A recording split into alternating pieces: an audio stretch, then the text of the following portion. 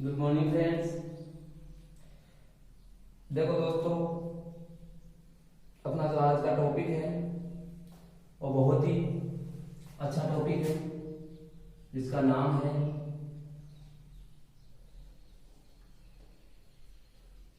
Verb, जिसको हिंदी में कहते हैं क्रिया। बहुत ही अच्छा टॉपिक है। क्रिया का मतलब होता है काम। क्या होता है? काम। ये होती है आपकी वर्ब। अगर देखें इसके डेफिनेशन की अगर बात करें तो देखो, यानी जो वर्ड, यानी जो शब्द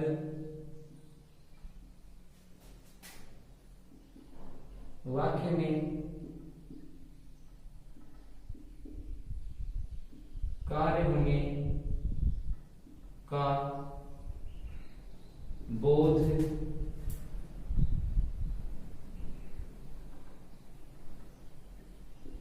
कराता, ऐसा शब्द जो वाक्य में किसी न किसी प्रकार का कार्य होने का बोध कराता, वो है आपका मतलब वर्ब कहलाता है। देखिए, जैसे Ram reads book, Sita writes a story. इसमें देखो, रीड है, राइट्स है, ये काम कराने का बोध करवा रहे हैं। भाई राम है, ये बुक है, तो इस बुक का नाम क्या करता है? पढ़ता है। यानी राम जो काम करता है वो है पढ़ना, तो ये आपकी हो गई वर्ब। सीता स्टोरी लिखती है, तो ये लिखना, राइट्स जो है ये हो गया वर्ब। तो यानी देखिए, ये जैसे रीड्स है, राइट्स है, ये क्या है? वर्ब है, वर्ब्स है। ठीक है, ये रीड्स है, राइट्स है, ये हो गई आपकी वर्ब्स। अब देखो, यानी ये जो वर्ब्स होती है इनको हम डूइंग वर्ड्स भी बोलते हैं। क्या बोलते हैं? Doing words. Doing words. क्यों डूइंग वर्ड्स क्यों बोलेंगे? क्योंकि देखो, ये काम है, वो करना है। डू का मतलब करना होता है, और ये सारे ये काम करने वाले होते हैं, इसलिए इनको डूइंग वर्ड्स भी बोला जाता है। वर्ब भी बोलते हैं और डूइंग वर्ड भी बोलते हैं। अब देखिए आगे इसके प्रकारों के बारे में बात करते हैं। देखो दोस्तों, बहुत ही अच्छा टॉपिक है और वीडियो को है वो स्किप बिल्कुल नहीं करना है। अगर आप स्किप करोगे तो ये समझ में नहीं आएगा, इसलिए आपको अच्छे से देखना है। देखो, मैं यहां लिखता हूं, इसके प्रकारों के बारे में बात कर लेते हैं। देखिए, वर्ब जानते हो क्रिया होती है। अब देखो इसके प्रकारों की बात करते हैं। एक तो होती है मैन वर्ब, मैन वर्ब, या उसको प्रिंसिपल वर्ब भी बोलते हैं। प्रिंसिपल वर्ब, ठीक है, यानी मुख्य क्रिया। और एक होती है हेल्पिंग वर्ब, हेल्पिंग वर्ब या एक्सिलरी वर्ब, या एक्सिलरी वर्ब। तो मेन वर्ब बोलते हैं, मेन वर्ब और प्रिंसिपल एक ही है। हेल्पिंग वर्ब, एक्सिलरी वर्ब, ये भी एक ही है। ठीक है, इनके दो दो नाम है, यानी मेन वर्ब और हेल्पिंग वर्ब, वर्ब के दो प्रकार। ठीक है, फिर देखिए अपने मेन वर्ब के प्रकार। फिर जो है मेन वर्ब के दो प्रकार होते हैं। इस एरो को ध्यान से समझना आपको। ये देखो, इसको थोड़ा बड़ा कर देते हैं। मेन वर्ब है, फिर वो दो प्रकार की होती है। कौन कौन सी?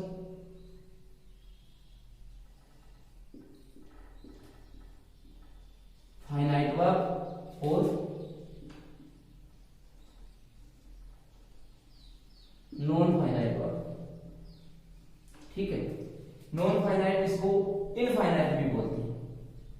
नॉन फाइनाइट या इनफाइनाइट, और ये फाइनाइट। ठीक है, फिर देखो फाइनाइट वर्ब के दो प्रकार होते हैं। देखो कौन कौन से होते हैं।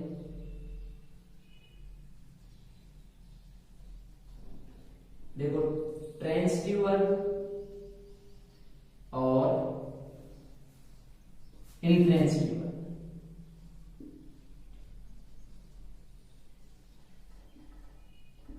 ट्रांजिटिव और इंट्रांजिटिव वर्ब। ठीक है, फिर देखो ट्रांजिटिव वर्ब होते हैं, इसके भी दो प्रकार होते हैं। कौन से? एक तो होता है मोनोट्रांजिटिव,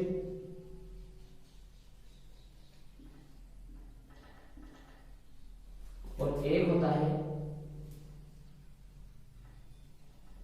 डाइट्रांजिटिव। डाइट्रांजिटिव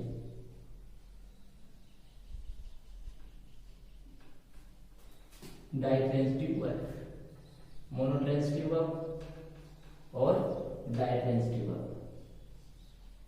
ये देखो ध्यान से समझना।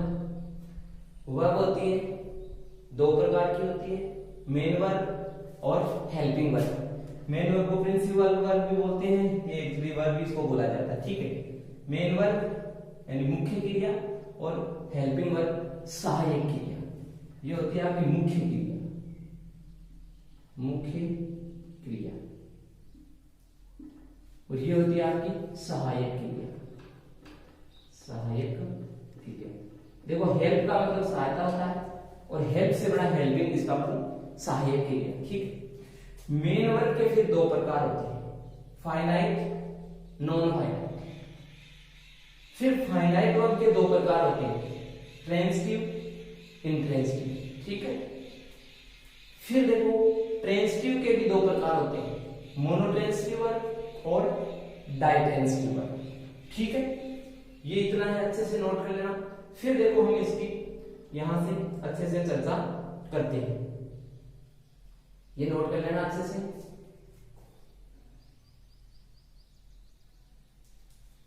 अब देखो आगे चलते हैं।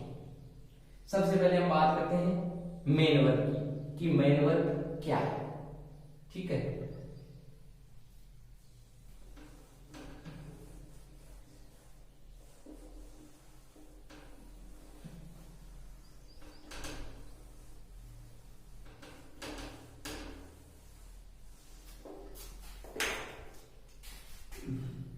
देखो मेन वर्ब ये पहला वर्ब है। मेन वर्ब यानी मुख्य क्रिया, जो वर्ब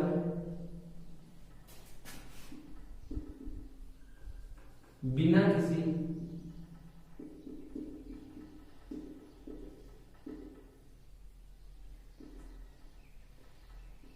अदर वर्ब के अपना कार्य करती, वह मेन वर्ब होती है, वह मेन वर्ब कहलाती है। यानी बिना किसी दूसरी वर्ब के, जैसे देखिए एग्जांपल, आई ईट फूड। देखो इसको दूसरे वर्ब की जरूरत नहीं है, मैं खाना खाता हूं, तो मेरा काम है कि बिना किसी दूसरी वर्ब के, अदर वर्ब के अपना काम है वो बता रही, ये है मेन वर्ब। ठीक है, जैसे सी इज ए गर्ल, वह एक लड़की है, तो देखो इज, दूसरी वर्ब की जरूरत नहीं है, अपना काम कर रही है, मेन वर्ब। देखिए they go to school, they school जाते हैं, गो बिना किसी अदर वर्ब के अपना काम कर रही है। तो इस प्रकार ये होती है मेन वर्ब, यानी जिसको दूसरे की मदद नहीं हो, अकेला खुद होकर के अपना काम पूरा कर देती है, वह होती है आपकी मेन वर्ब। ठीक है, अब देखो इस मेन वर्ब में हम चलते हैं फाइनाइट और non finite verb. Main verb clear हो गई। अब मेन वर्ब का पहला प्रकार है वो है अपना, देखिए चलो हम इन दोनों को इंडेक्स के रूप में देख लेते हैं। देखिए इसको मिटा देते हैं। देखो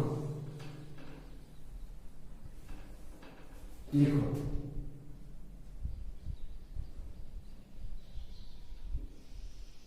types of main verb. Main verb बताई थी दो प्रकार की होती है, फाइनाइट वर्ब और non finite verb. Non finite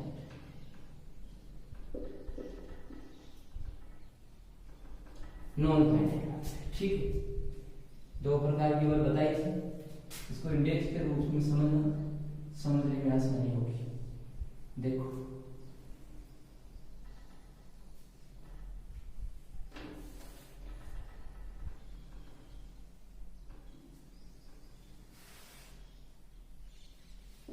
ये साइड थोड़ा नीचे रख लेते हैं इसको, ताकि अपने वीडियो में कटे नहीं। ठीक है, यहां तक आसानी से वीडियो में आ सकता है। मैं देख लेता हूं एक बार। हाँ, आराम से आ जाएगा। देखो फाइनाइट वर्ब वो वर्ब होती है जो सब्जेक्ट होता है, उसके नंबर, पर्सन और टेंस, इन तीनों पर डिपेंड करता है। देखिए यानी देखिए फाइनाइट वर्ब सब्जेक्ट के नंबर यानी वचन, पर्सन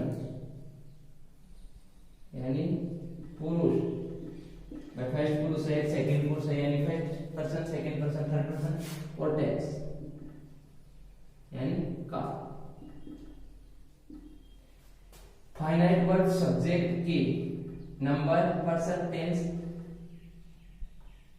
पर निर्भर करती है, निर्भर करती है। जबकि नॉन फाइनाइट, अब फाइनाइट का समझ में आ गया तो शायद नॉन फाइनाइट भी आ गया होगा।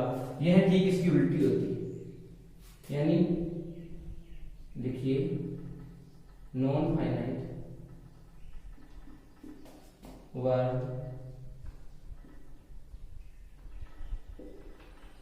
सब्जेक्ट के नंबर, पर्सन,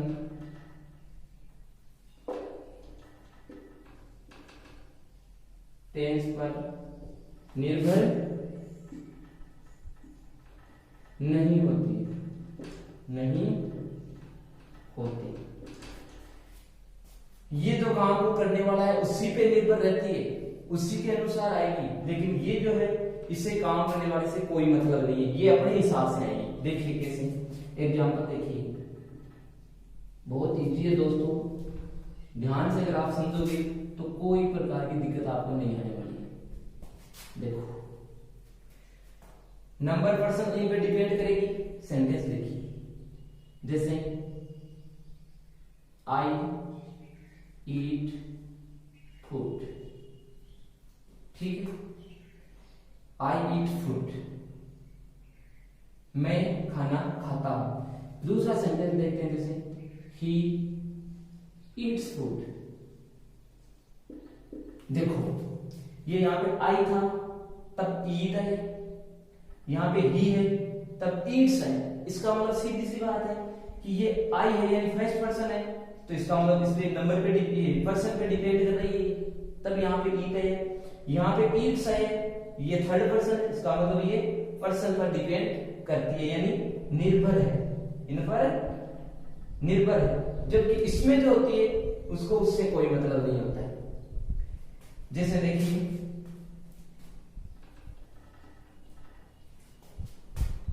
हम जैसे उदाहरण देखते हैं, सी wants to read, ठीक है। अब देखो इसको एक बार मिटा देते हैं, दोनों को साथ में कंबाइन करके वैसे देखते हैं। ये का ये सेम है, सेंटेंस है, वो हम यहां लिखते हैं। देखो,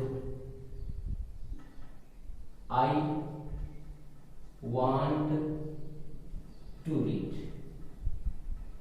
देखो, आई के लिए वांट है और सी के लिए वांट्स है। इसमें देखो ये एस है, इसका मतलब ये है कि ये जो वर्ब है ये सब्जेक्ट पर डिपेंड है, और डिपेंड यानी निर्भर जो है वो कौन सी होगी आपकी, फाइनाइट वर्ब। इसका मतलब ये वांट जो है ये फाइनाइट वर्ब है। और ये देखो रीड, ये देखो सब्जेक्ट फर्स्ट पर्सन आई है तो भी रीड है, और सब्जेक्ट थर्ड पर्सन सी है तो भी रीड है। इसका मतलब इसमें कोई फर्क नहीं पड़ा। तो ये आपकी वर्ब कौन सी हो गई, नॉन फाइनाइट। ठीक है, ये देखो ये नॉन फाइनाइट वर्ब, ये इसमें फाइनाइट। एक सेंटेंस और देखिए,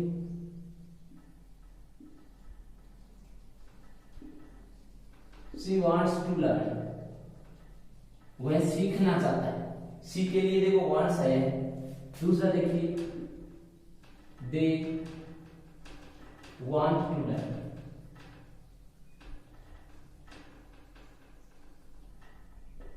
देखो सी वांट्स है, दे वांट है। इसका मतलब ये इनके अनुसार आ रही है।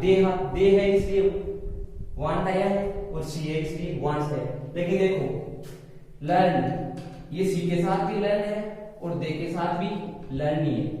इसका मतलब ये जो वर्ब जिसे सब्जेक्ट से कोई लेना देना नहीं हो वो होती है आपकी नॉन फाइनाइट, और जो सब्जेक्ट के आधार पे आती है वो होती है आपकी फाइनाइट। ठीक है, अब देखो आगे बात करते हैं टाइप्स ऑफ फाइनाइट वर्ब की, क्योंकि ये तो एक प्रकार की होती है, इसके फिर दो प्रकार होते हैं। इसके दो प्रकारों की बात कर लेते हैं। चलो,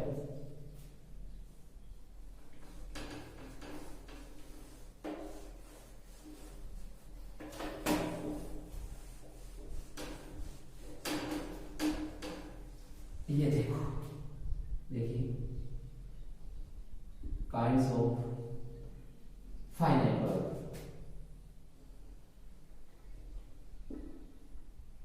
फाइनाइट वर्ब यानी फाइनाइट वर्ब के प्रकार दो प्रकार की होती है, ट्रांसिटिव और इंट्रांसिटिव।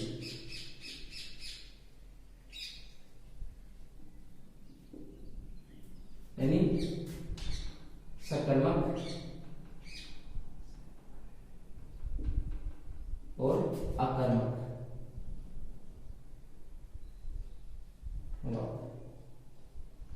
अकर्मक क्रिया और ट्रांसिटिव अपनी होती है सकर्मक क्रिया। देखो उसी को उसी आधार पे समझ लेते हैं, वो एक तरीका इसका देख लेते हैं। उसी प्रकार से इंडेक्स तैयार करनी है और उसी प्रकार से इसको समझना है। बहुत इजी है ये भी। देखो सेंटेंस है, सी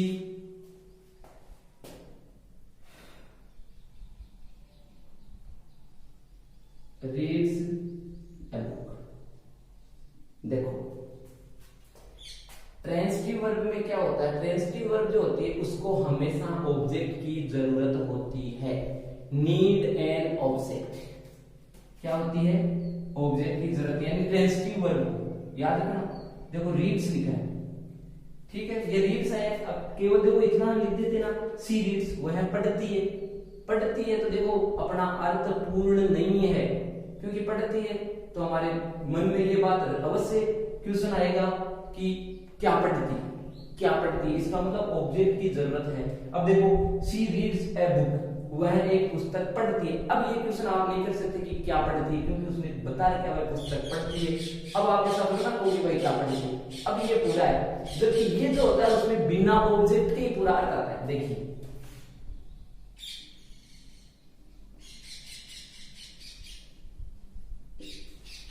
डॉग बार्क्स, कुत्ता भौंकता है। अब क्वेश्चन करो देखें आप इस पे, भाई क्या भौंकता है, ऐसा क्वेश्चन हो जाएगा?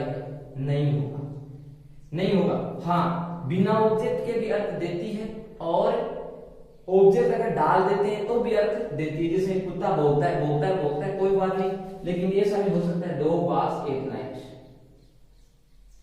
डॉग बार्क्स एट नाइट, कुत्ता रात्रि में बोलता है।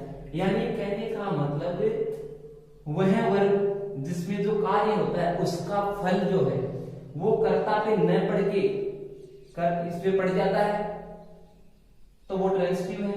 और इंट्रांजिटिव वर्ब में क्या होता है, कार्य का भार है वो सब्जेक्ट पे ही पड़ता है। भाई कुत्ता बोलता है तो इसका जो भार है कार्य का वो इस कुत्ते पे ही पड़ेगा, एनर्जी इसी की खत्म होगी। जबकि इसमें देखिए सी रीड्स, वह पढ़ती है, तो क्या पढ़ती है, ए बुक, तो इसका भार इस पे पड़ रहा है कि ये बुक है ये पढ़ी जा रही है। जबकि कुत्ता भौंक रहा है, रात्रि में भौंक रहा है, तो रात्रि को क्या फर्क पड़ने वाला, कोई फर्क नहीं पड़ेगा, भार इसी को है, नुकसान इसी का हो रहा है।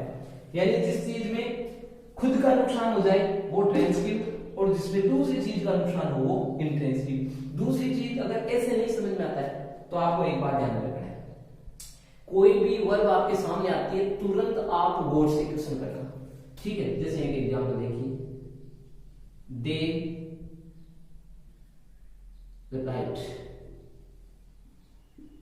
दे राइट आपके सामने आ गया तो इस पे क्वेश्चन कीजिए। राइट मतलब राइट का मतलब होता है लिखना, यानी कहने का मतलब लिखता है, तुरंत क्वेश्चन करो क्या लिखता है, हो रहा है ना क्वेश्चन, क्या लिखता है, इसका मतलब राइट जो है वो आपकी ट्रांजिटिव वर्ब, इसको ऑब्जेक्ट डालना पड़ेगा। अब चाहे आगे आप स्टोरी, पोइम, लेटर, एप्लीकेशन जो भी डाल दो, लेकिन डालना जरूरी है, उसके बिना ये अर्थ नहीं देगा। यानी ट्रांजिटिव वर्ब को ऑब्जेक्ट की जरूरत पड़ती है।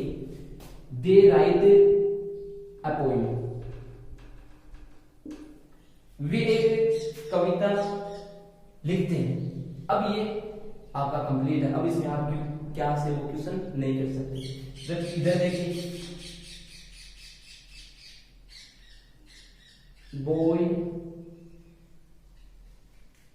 लास्ट, लड़का हंसता है, क्या हंसता है, क्वेश्चन हो रहा है, नहीं हो रहा है, क्या हंसता है, ऐसा कोई क्वेश्चन नहीं होता, इसका मतलब ये लाभ है, ये इंट्रांजिटिव वर्ब। वर्ड से क्वेश्चन करो, बस आपको एक ही बात रखना है, वर्ब सामने आई वर्ड से क्वेश्चन करो। देखो यहां बता देता हूं आपको, वर्ड से क्वेश्चन करना है, किससे, वर्ड से। वर्ड का मतलब होता है क्या, इससे क्वेश्चन करके देख लेना जो भी वर्ड सामने आए। भाई जैसे ड्रिंक, अब ड्रिंक का मतलब होता है पीना, यानी पीता है, क्या पीता है, क्वेश्चन हो रहा है। राइट क्या लिखता है, क्वेश्चन हो रहा है। ईट क्या खाता है, क्वेश्चन हो रहा है। रन दौड़ता है, क्या दौड़ता है, क्वेश्चन नहीं हो सकता। हाँ रेस वगैरह हो वो इस सेंटेंस के हिसाब से बन जाता है। जैसे स्लीप्स होता है, अब हम ये करते हैं क्या सोता है, सिंग गाता है, क्या गाता है, इसका मतलब क्वेश्चन हो रहा है। यानी वर्ड से जिस वर्ग पे क्वेश्चन हो जाता है वो तो होगी ट्रांजिटिव, और वर्ड से जिस पे क्वेश्चन नहीं होगा वो होगा आपका इंट्रांजिटिव। ध्यान रखना क्वेश्चन सिर्फ वर्ड से ही करना है, अदरवाइज से क्वेश्चन नहीं करना है, क्योंकि अदरवाइज से क्वेश्चन हो जाते हैं। भाई बच्चा हंसता है तो हम पूछ सकते हैं कब हंसता है, कि कहाँ हंसता है, लेकिन क्या हंसता है ये क्वेश्चन नहीं होगा। तो यानी ट्रांजिटिव और इंट्रांजिटिव का पता करने का सबसे अच्छा तरीका है वर्ब पे वर्ड से क्वेश्चन करो। क्वेश्चन सही हो रहा है आपका तब तो है ट्रांजिटिव, और नहीं हो रहा है तब है इंट्रांजिटिव। जैसे आगे देखिए, कई बार देखो क्या होता है, प्रयोग के आधार पे वर्ब है वो ट्रांजिटिव और इंट्रांजिटिव बन जाती है। कैसे, देखिए लिखिए बॉयज फ्लाई काइट। अब देखो ये अगर इतना ही होता बॉयज फ्लाई, इसको हम एक बार छुपा लेते हैं, ठीक है। बॉयज फ्लाई बच्चे उड़ाते हैं, तो क्वेश्चन बढ़ रहा है क्या उड़ाते हैं, इसका मतलब यहाँ पे काइट जो है ये काइट्स, बच्चे ज्यादा है, काइट्स ये डालना पड़ेगा। अब अर्थ पूरा दे रहा है बच्चे पतंग उड़ाते हैं, अब ये पूरा हुआ है। जबकि ये फ्लाई वर्ब सेंटेंस के अनुसार इंट्रांजिटिव भी होती है। कैसे, देखिए बर्ड्स फ्लाई, पक्षी उड़ते हैं।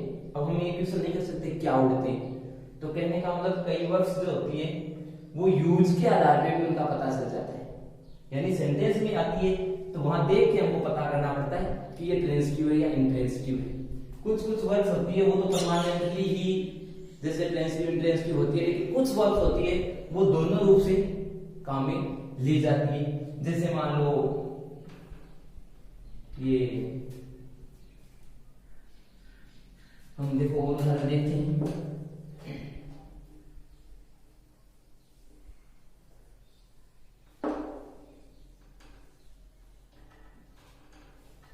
जैसे एक सेंटेंस देखिए, एक उदाहरण और देख लेते हैं। सुरेश रन, सुरेश दौड़ता है। अब देखो पूरा अर्थ नहीं है, दौड़ता है, क्या दौड़ता है, ठीक है। तो यहां पे हम लिख देंगे सुरेश रन्स ए रेस। सुरेश एक दौड़ दौड़ता है। अब तो पूर्ण है, लेकिन इधर देखिए एक सेंटेंस दे दिया हमने, हॉर्स रन्स, घोड़ा दौड़ता है। अब ये थोड़ी कहेंगे नहीं क्या दौड़ता है, घोड़ा दौड़ता है, ठीक है, वर्ड से क्वेश्चन नहीं होगा। तो यानी कुछ वर्ब्स होती है वो सेंटेंस में यूज के आधार पर ट्रांसिटिव इंट्रांसिटिव दोनों रूप से काम करती है, और कुछ होती है वो परमानेंटली ट्रांसिटिव और इंट्रांसिटिव होती है। ध्यान में एक ही बात रखना है, वर्ब सामने आती है तुरंत वर्ड से क्वेश्चन करना। जैसे रीड आ गया, लिखना, क्या लिखता है, क्वेश्चन हो रहा है। जैसे वीप आ गया, रोना, अब रोने में हम ये क्वेश्चन कर सकते हैं क्या रोता है, यानी नहीं, ये परमानेंटली इंट्रांसिटिव ही होते हैं, ठीक है। शायद ये अच्छे से आपकी समझ में आ गया। वर्ड से क्वेश्चन करना है, मैं और लिखवा देता हूं ताकि आपको याद रह जाए। देखो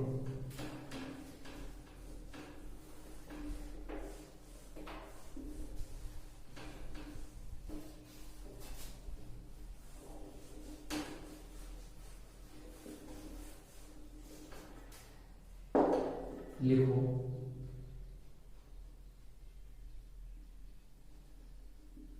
ट्रांसिटिव व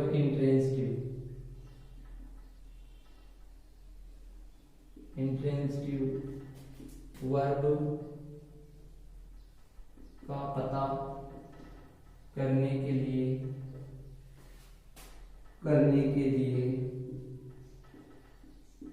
वर्ब पर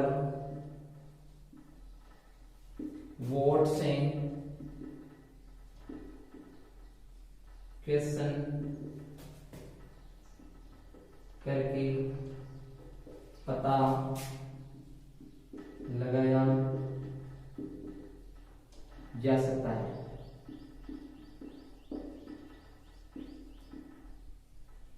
क्वेश्चन सही होता है तब ट्रांसिटिव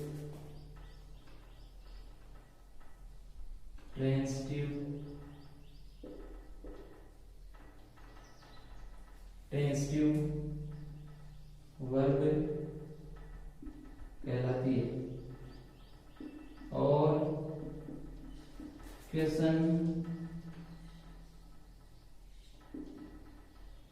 क्वेश्चन नहीं होने पर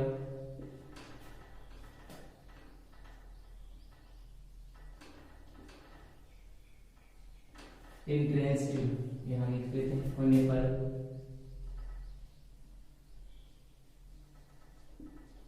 इंट्रांसिटिव वर्ब कहलाती है। ये बात ध्यान रखना। ट्रांसिटिव और इंट्रांसिटिव वर्ब का पता करने के लिए वर्ब पर वर्ड से क्वेश्चन करके पता लगाया जा सकता है। क्वेश्चन सही होता है तब ट्रांसिटिव वर्ब कहलाती है, और क्वेश्चन नहीं होने पर इंट्रांसिटिव वर्ब कहलाती है। अब देखिए, हम देखेंगे ट्रांसिटिव वर्ब के भी दो प्रकार मैंने बताए थे आपको, मोनो और डाई, उनके बारे में बात कर लेते हैं। देखो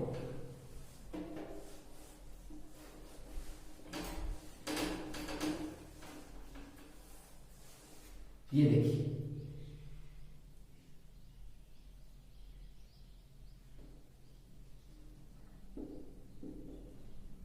काइंड्स ऑफ ट्रांसिटिव वर्ब, यानी सकर्मक क्रिया के प्रकार। इसके दो हैं, मोनोट्रांसिटिव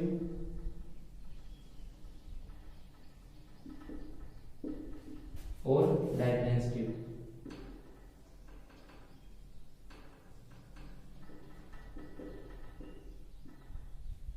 मोनोट्रांसटिव वर्ब और डाइट्रांसटिव वर्ब, ये वर्ब लिख लेना आगे। चलो मैं नीचे लिखा देता हूं वर्ब।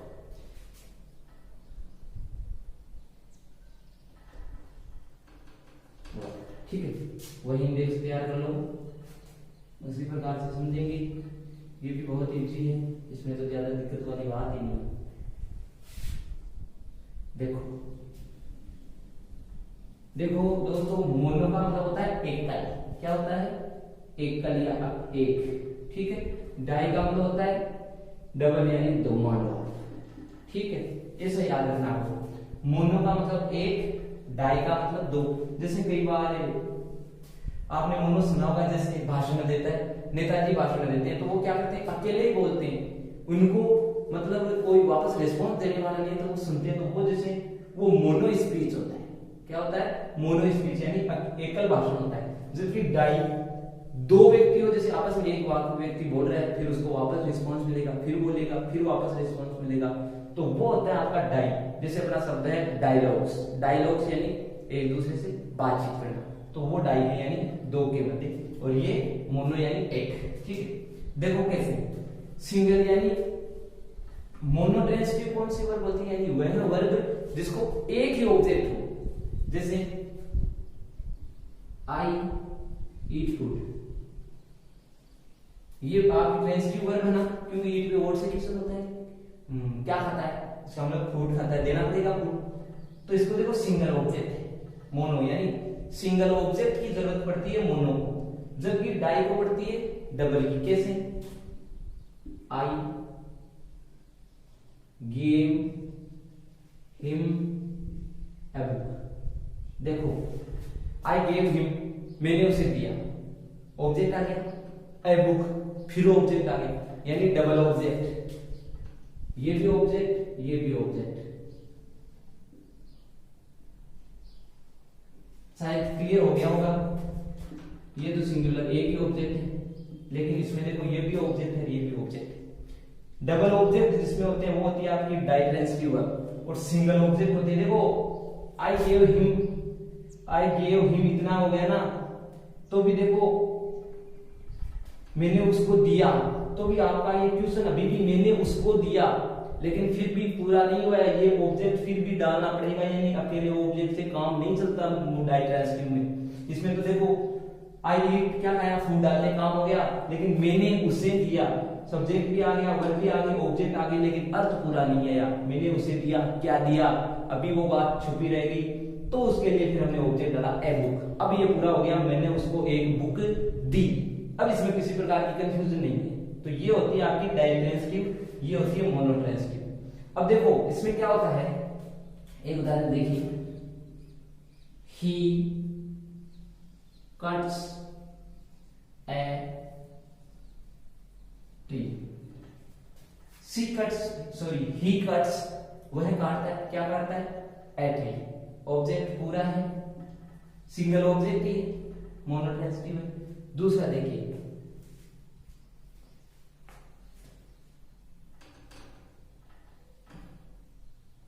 देखो लिखिए my father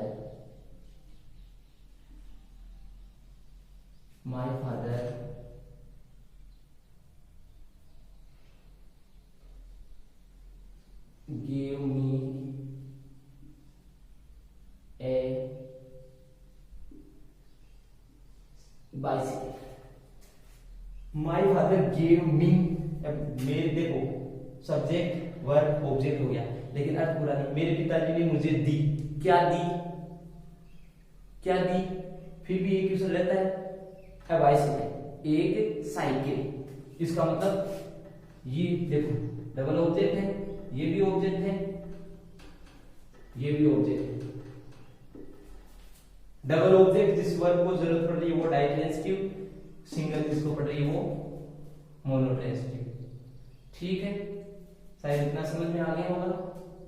अब देखो इसकी थोड़ी चर्चा और कर लेते हैं। इंडेक्स नहीं मिटाते हैं, ये एग्जांपल नोट कर लेना, अंतर्गत की बात करेंगे इसी बॉक्स में।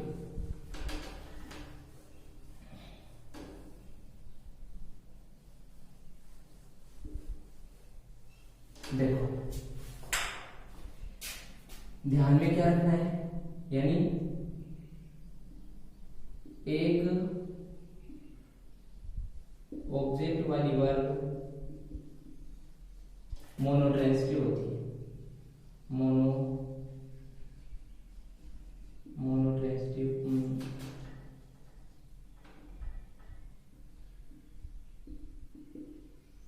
मोनोट्रांसिटिव कहलाती है। और दो ऑब्जेक्ट वाली, ओबीजे लिख देता हूं, दो ऑब्जेक्ट वाली डाई, ये ट्रांसिटिव पूरा नोट कर लेना, ये स्पेलिंग है, डाई ट्रांसिटिव कहलाती है। ठीक है, अब देखो इसमें क्या होता है, जो ऑब्जेक्ट दो आते हैं वो क्या क्या होता है देखिए। इसमें एक तो होता है डायरेक्ट ऑब्जेक्ट, यानी जिसमें वस्तुएं आती हैं, आती है। और एक होता है इनडायरेक्ट ऑब्जेक्ट, क्योंकि दो ऑब्जेक्ट आते हैं ना, इनडायरेक्ट ऑब्जेक्ट। इसमें आते हैं पुरुषवाचक, या आप याद रख लेना, पुरुष यानी ऐसे वर्ड आएंगे जो इंसानों से संबंधित होगा। क्या क्या आ सकते हैं, जैसे मी है, अस है, यू है, हर है, हिम है, देम है, ये सब। एक बात का ध्यान रखना आपका, यानी पुरुष का मतलब इंसान होता है। और देखो इंसान हम ऐसे लिखते हैं, देखिए जैसे ये अपना इंसान, तो शुरू में अपना ये इन आया, इनकी ध्वनि आ रही है इंसान, इन, इसका मतलब इनडायरेक्ट। दोनों में देखो, इसमें इन की ध्वनि है और इंसान में भी इन, याद रह जाएगा। यानी इनडायरेक्ट ऑब्जेक्ट होता है, उसमें कौन आता है, इन, यानी इंसान, पुरुष, जो पुरुष से संबंधित जो वर्ड होगा वो होता है इनडायरेक्ट। और डायरेक्ट वस्तुएं जो भी है वो होगी। और ये जो इनडायरेक्ट ऑब्जेक्ट है ये हमेशा पहले आता है और डायरेक्ट ऑब्जेक्ट बाद में आता है। ठीक है, और ध्वनि के आधार पे याद रह जाएगा आपको कि इन यानी इंसान यानी पुरुष होते हैं, वो वहां पे इनडायरेक्ट, इसमें भी पहले वॉइस इन आ रही है और इंसान में भी इन आ रही है। पुरुष होते हैं तो इनडायरेक्ट ऑब्जेक्ट होते हैं वो पुरुष होते हैं, और डायरेक्ट ऑब्जेक्ट होते हैं वो वस्तुएं आदि में आती है। इसमें कोई दिक्कत नहीं है, तो डायरेक्ट एक ही ऑब्जेक्ट आता है, उसी प्रकार से हो जाता है। एग्जाम्पल है वो अच्छे से देख लीजिए।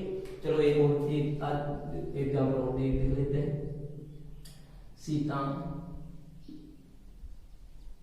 कुक्स फूड, सीता खाना पकाती है। ठीक है, दूसरा देखिए, इधर मान लो लिखा देते हैं सीता कुक्स फूड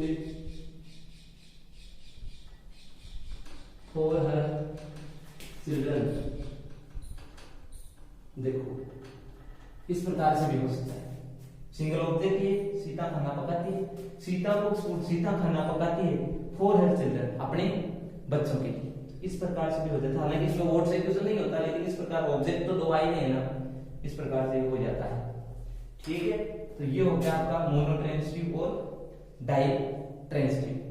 ठीक है, इस प्रकार से देखो हमने देखा मेन वर्ब, वर्ब के दो प्रकार, मेन वर्ब, हेल्पिंग वर्ब। ठीक है, जिसको प्रिंसिपल और एक्टिव वर्ब बोलते हैं। मेन वर्ब के फिर हमने दो प्रकार देखे, फाइनाइट और नॉन फाइनाइट। देखो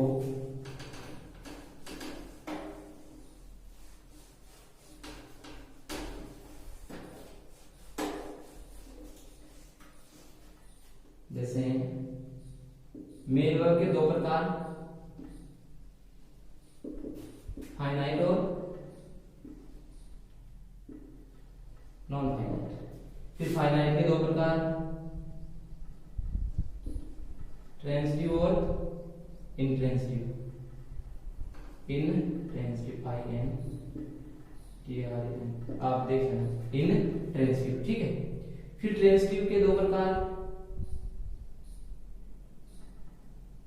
मोनो और डाई। ठीक है, यहां तक हमने देख लिया फाइनाइट नॉन फाइनाइट देख लिया, फाइनाइट के दो प्रकार ट्रांसिटिव इंट्रांसिटिव देख लिए, ट्रांसिटिव के दो प्रकार मोनो और डाई देख लिए, यानी मेन वर्ब हमने कंप्लीट देख ली। अब हमारी बची है हेल्पिंग वर्ब, उसके बारे में बात करें तो वो बहुत इजी, ज्यादा कठिन नहीं है। देखो हेल्पिंग वर्ब कैसे, जैसे दे आर रनिंग एरेस। देखो मेन वर्ब तो रन है, दौड़ना काम कर रही है, लेकिन इसकी मदद कौन कर रही है, ये हो गई आपकी हेल्पिंग वर्ब, ये आपकी मेन वर्ब। ये आर मेन वर्ब होती है कैसे, जैसे हम सेंटेंस में they are boys, they are boys, देखो इसमें आर आया है, बॉयज आया है, दे आया है, तो वो वहां पे आर है, वो मेन वर्ब हो जाती है। कहने का मतलब ये नहीं है, ये नहीं है तो फिर ये होगी, भाई घर में दादाजी है, ठीक है, दादाजी रहेंगे तब तक हम तो नीचे वाले को सारे हेल्पर ही हैं, और मान लो जिस दिन दादाजी घर पे नहीं हो, या मान लो सूरजदार दे हो, तो उस दिन फिर घर का मुखिया कौन हो जाएगा, जो पहले हेल्प में था। भाई दादाजी है और पिताजी हेल्प में है, अब दादाजी तो गए, अब हेल्प में कौन, ये हेल्प में थे पिताजी के दिन, अब ये किसमें आ जाएंगे, मेन में आ जाएंगे। तो कहने का मतलब मेन वर्ब जहां नहीं हो उस वक्त हेल्पिंग वर्ब है वो मेन वर्ब बन जाती है, और जब तक मेन वर्ब है तब तक ये उसमें हेल्पिंग वर्ब भी रहती है। जैसे एक सेंटेंस देखिए, ही इज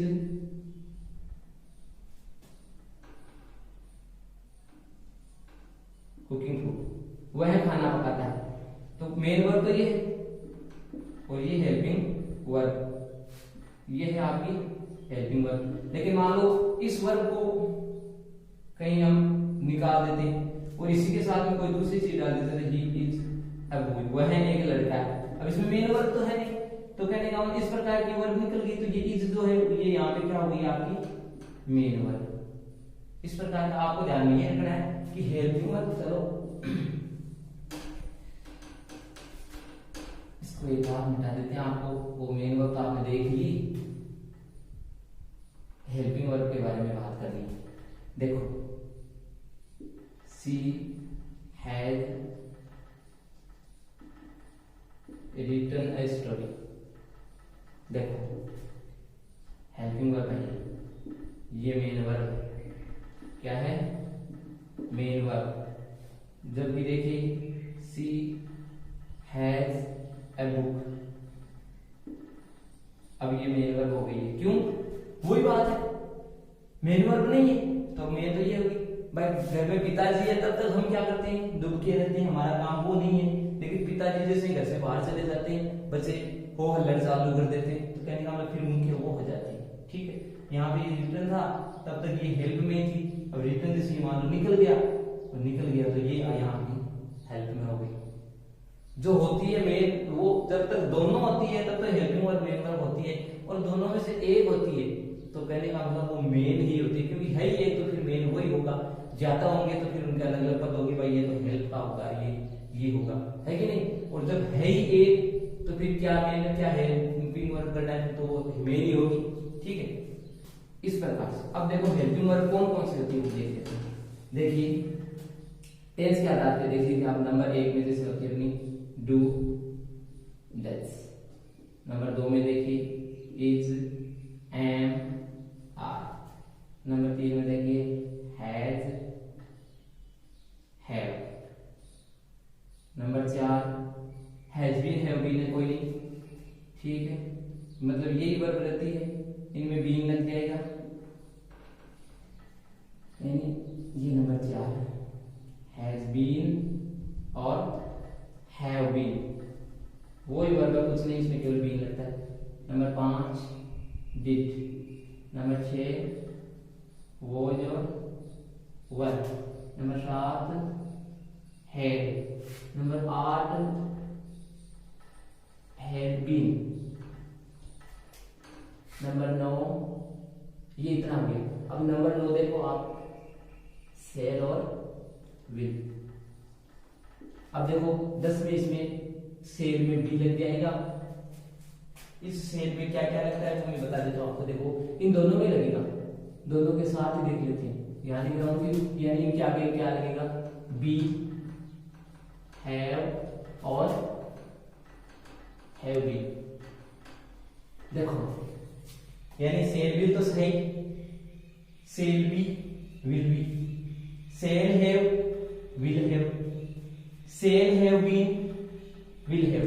ठीक है, अब देखो इनका प्रयोग, कहां कहां पे इनका प्रयोग, ये देखो एक बात मान के चलना, जिस सेंटेंस में मेन वर्ब नहीं है वहां पे ये ही मेन वर्ब का काम करेगी।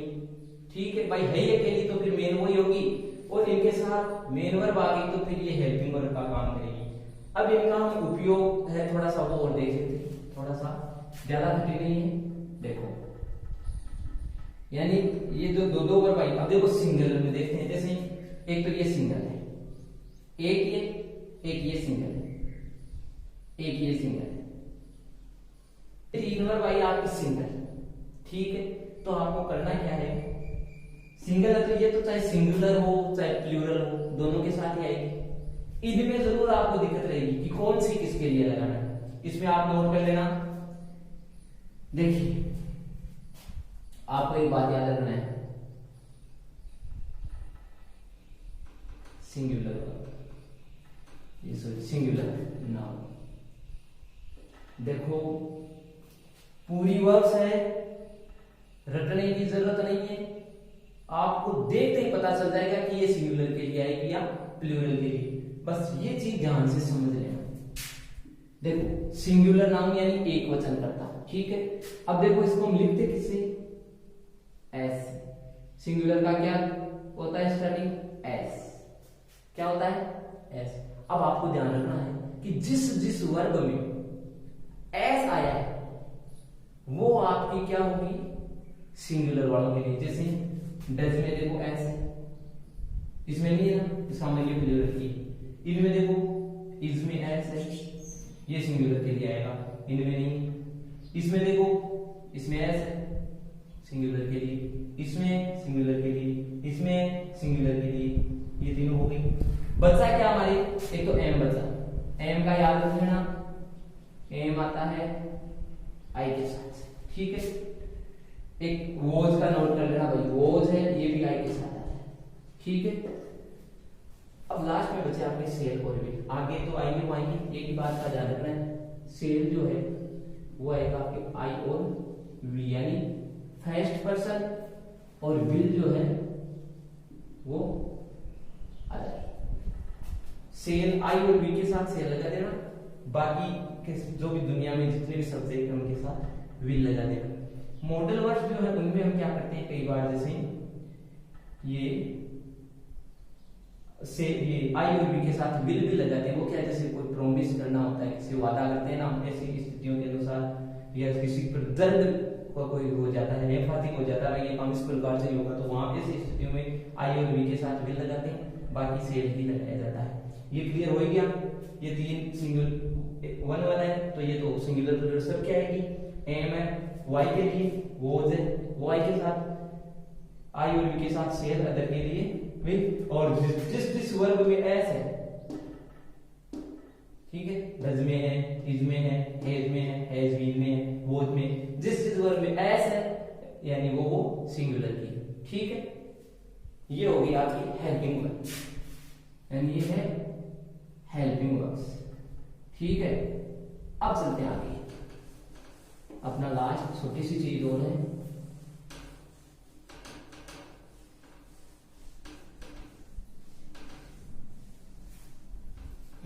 देखो हमने वर्ब के दोनों प्रकार, मेन वर्ब, मुख्य, अकेली होती है, ध्यान रखना, ये क्या होती है, अकेली, अकेली, ठीक है।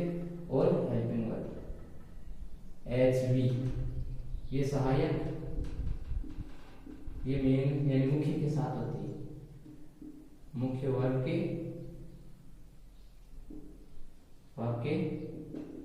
साथ, ठीक है। इस प्रकार से आपकी ये वर्ब ये जो पार्ट था वो कंप्लीट होता है।